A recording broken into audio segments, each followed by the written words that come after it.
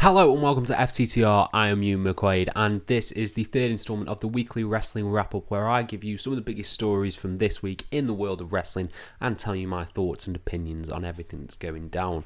I've picked out a few choice ones today, let's say that, but as per usual when I'm about to do these shows, something sort of crazy breaks, and yeah, we got to talk about that. So first off, I'd just like to say a potential trigger warning for some of these stories about Vince McMahon. They might be, they're a bit of a sensitive subject in terms of just misconduct and everything like that. So again, you can skip ahead, hear me talk about some of the other stories. And the other thing is spoilers for NXT UK in this video.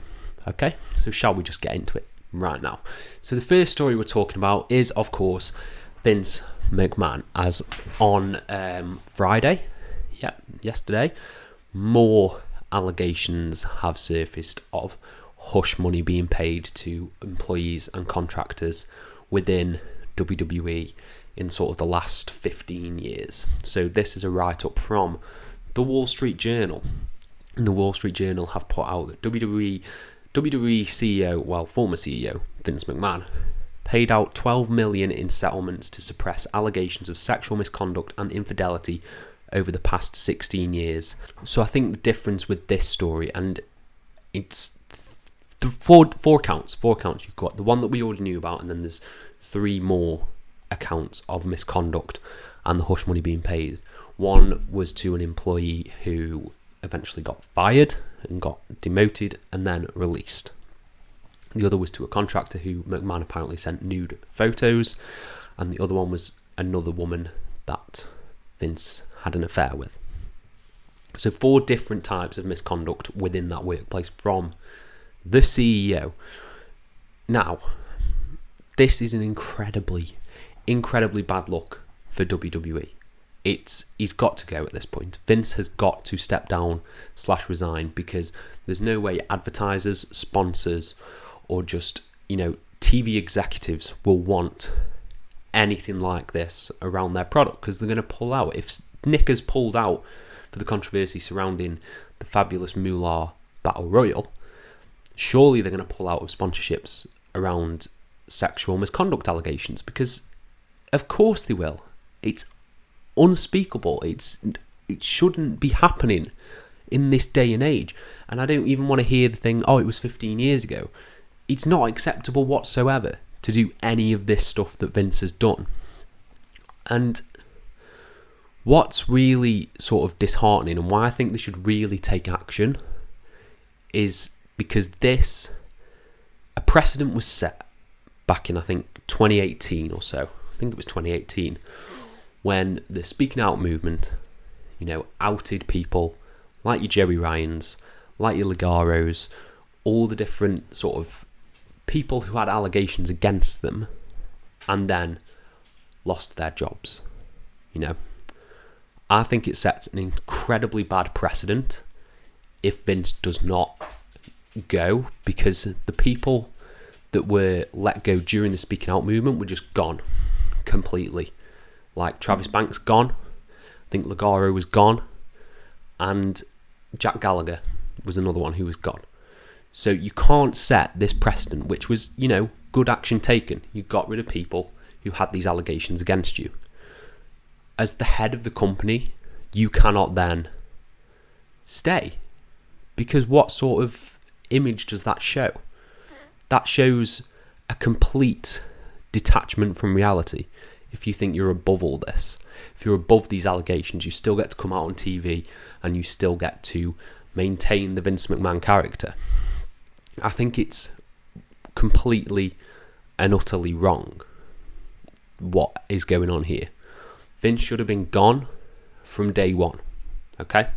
Should have been gone completely. And yeah, these allegations are horrific. Really bad stuff for WWE, really bad PR at the moment. And I don't want to keep talking about this. More's going to come out, of course. Fightful have had a really good write-up about this. It's going to go on. And yeah, don't really want to talk about it that much more. But I've got to talk about it because there's another piece of news that sort of I've just missed and noticed, and that is that Netflix have pulled the Vince McMahon docu-series from their schedule. This is according to Denise Salcedo. And wow, you look at the production of Netflix. One, Netflix are not doing very well at all at the moment. So for them to pull something from their schedule makes me think this documentary was not going to be the Tiger King or the oh god, what's the one about the murderer? I can't remember what it's called. The Night Stalker. It's not going to be like that. This was going to be a Vince McMahon puff piece. They wouldn't pull this if it was exposing some of the things that maybe Vince McMahon has done wrong. They're pulling this because it's going to make them look bad, because you're showing this man who has all these terrible allegations against him in a positive light, and you're not addressing them. So that I can understand why they've pulled it, but from a financial sense, that's bad for Netflix, because they probably pumped a lot of money into this. You see the production quality of some of their documentaries, they look fantastic. They put a lot of effort into the documentaries, and that's where Netflix really succeeds, is in their documentary filmmakers. So for them to pull this, that's a bad hit, because this could have been a draw. I think if done in a way that accurately represented Vince McMahon and sort of the awful things he's done, as well as obviously, creating the biggest wrestling company in the world, I think you could have had a hit on your hands. But no, this seemed to me like it was going to sort of glorify and stroke the ego of Vince, and I don't think that's happening anymore. Don't think it'll see the light of day unless Netflix completely twist it and they end up telling that story instead. Sort of cut out the glorifying aspects of the documentary and show the negative stuff that comes with Vince McMahon. That's the only thing I can think. Shame we're not going to see it, but I can understand why they've pulled it. Moving on now to the NXT UK news. Now, for anyone who watches NXT UK, there's probably a very, very slim margin of you. I'm going to let you go. If you haven't seen the spoilers from NXT UK, I'm going to give you 3 seconds. 3, 2, 1. We're in spoiler territory here. At the most recent set of tapings, Tyler Bate was crowned the new NXT UK champion because Ilya Dragunov has vacated it due to injury. Now this is a damn shame, because Ilya Dragunov was on his way to be my top wrestler of the year. I think his matches with the likes of Jordan Devlin, his series with Jordan Devlin was fantastic, and he has a match of the year contender under his belt with Dragunov versus Cara Noir at the 15th anniversary show of Progress. So to see him vacate the title that he won in such a terrific manner against Volta, it's really sad. I would have liked to have seen maybe an up-and-coming heel on NXT UK take it off him. But at the same time, I'm wondering if maybe this is a way of being called up. Maybe they couldn't find anyone who they thought was credible enough to beat Ilya, and now they're going to transition him to regular NXT, which I don't want to see. I don't want to see that in the slightest, because I think Ilya's going to get butchered, okay? I don't think NXT 2.0 are going to do a good job with him. He's going to get a bad name. We already know that, because Jordan Devlin's had a bad name, Bolter's had a bad name, Pete Dunne's had a bad name. They've all had bad names. So I dread to think what he's going to be called, and I dread to think what sort of character they're going to sort of use him as. I don't know if maybe they'll think, spooky, maybe. But I don't want to see spooky Ilya Dragunov. I want to see, bloodthirsty Ilya Dragunov. That's the best kind of Ilya. And yeah, we'll see where it goes. NXT UK, shocked it's still going on, to be honest. But yeah, Tyler Bate as well as champ. Fantastic. Really good for him. First 2-time NXT UK champion. Great stuff. I'm really excited to see what he does next. Maybe he'll get a feature at Clash of the Castle. Maybe. So this was a piece of news that I missed from last week due to their owner. That is Logan Paul signing with WWE. I haven't addressed this in the slightest, but for me, I actually think that's a great get, because you look at his performance at WrestleMania, and he was, for all the flack that we give him, for as much as he might be, a bad guy because of the Suicide Forest video. He's got chops in the ring. I genuinely think he has, and I think he can use that and the persona. I don't think he's going to come across well as a good babyface. Let's just say that, because he's entered into this feud with The Miz, where The Miz is the heel, so I don't think that's going to particularly work to his advantage. I think as an obnoxious mid-card heel, Logan Paul could have been great, and obviously it depends how long he's going to stick around for. If he's just going to show up as a big celebrity for the big shows, okay, but maybe I'd like to see him do something a little bit more substantial than that, you know, because he's got chops in the ring, and star power is minimal on WWE television at the moment. Now, I'm not saying I want Logan Paul to beat Roman Reigns. I'm not saying that in the slightest, but if he's got a full-time schedule, maybe crack him out every now and then. You know, it wouldn't hurt audiences. It wouldn't hurt him unless he takes like a really devastating loss. If he loses to The Miz, that might be bad for his start, because I don't think that should happen in the slightest. Miz can definitely take a loss. It just all depends on how much they're planning on utilising him. If he is around once a year for his big matches, okay, it is what it is.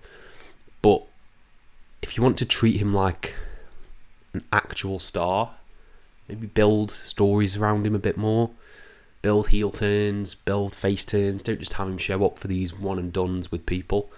Even though for some reason I've got a nagging feeling in my head that Seth is going to face Logan Paul at next year's Mania. I don't know why.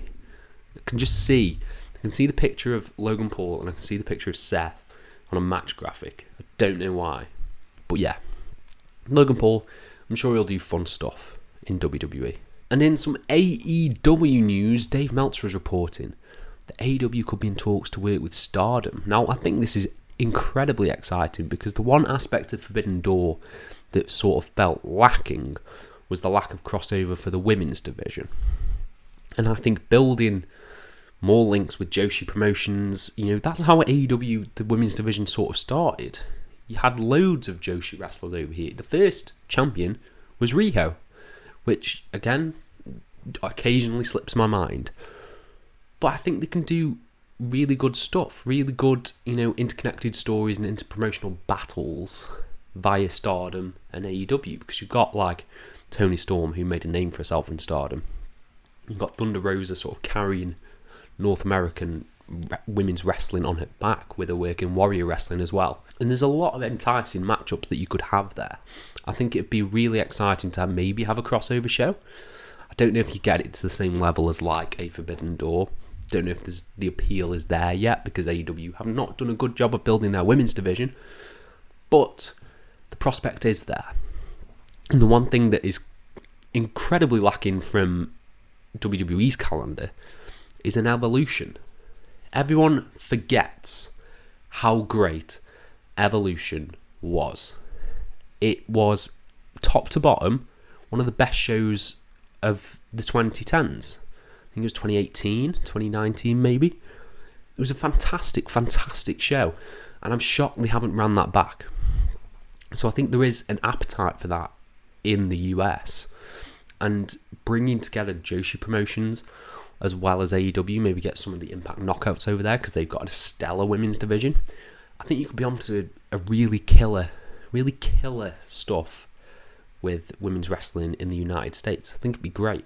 Now, I know NWA did do their all-women's show, which, again, great show, really good stuff, spearheaded by Mickie James. And that's the kind of crossover you want. You want, you know, the women's wrestling to feel as important as the men's wrestling, which I don't feel like it does at the moment in AEW.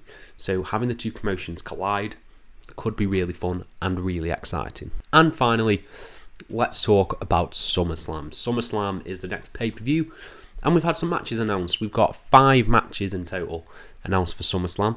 A lot of rematches. I'm going to run down the card as it builds. I'll probably do this every week so you can get my thoughts on how the shows are developing. I'll do this with most big shows that are coming up. So SummerSlam. Let's talk about SummerSlam. So you've got the matches announced as of now, and some of them were announced last night on SmackDown. So you've got Liv Morgan versus Ronda Rousey. This I think we all knew was coming from the cash-in from Liv Morgan, and I'm excited to see this one. This one for me really sort of feels earned from that cash-in. I don't want Liv to lose. I feel like it might be a Ronda heel turn here. We shall see. We shall see how that plays out. The Usos versus the Street Profits for the Tag Team Championships. This one for me, the last match was really good. Really, really good. I just don't think I want to see it again. I think the methodical pace at the beginning sort of killed it off a little bit for me. Really cooled it off. And I'm not too excited to see where this feud goes. I think this might be the time that we get the Street Profits to split. But we'll see. We'll see how it goes. Next up, we've got Theory versus Bobby Lashley. Don't care about this one. Genuinely don't. Because why would I? Bobby Lashley beat Theory. Don't know why he's getting this rematch. Feel like there's a lot of other challengers who could go up against Lashley. You've got a Judgment Day right there, but maybe Finn will be locked up with Edge. We'll see. We'll see, but yeah, the match was okay at Money in the Bank, but I'm not tremendously excited for this one. Shockingly, I am excited for Pat McAfee versus Happy Corbin because Pat McAfee's had some really good stuff, you know. Say what I will about the Vince McMahon stuff at WrestleMania, which was terrible. Pat was really good in it, and Pat's really good in his role at the moment, so seeing him against Happy Corbin, who's a despised, detested heel, I think will be really good. I think it'll be really nice. And then you got the main event, you got Roman Reigns versus Brock Lesnar, which I've said my piece on. There's nothing that can get me excited for this in the slightest, even the tease of a cash-in. So, yeah, overall, I'd say the SummerSlam card's a bit underwhelming at the moment. I think there's a lot of rematches on there, and it doesn't particularly entice me that much. I want to see some fresh new matches. I know the only one that's sort of fresh and new is Pat McAfee versus Happy Corbin.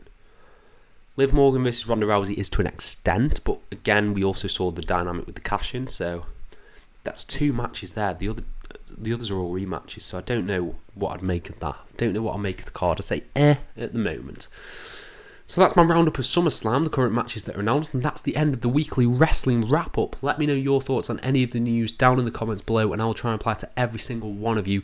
Thank you all ever so much for your support, and have a nice day.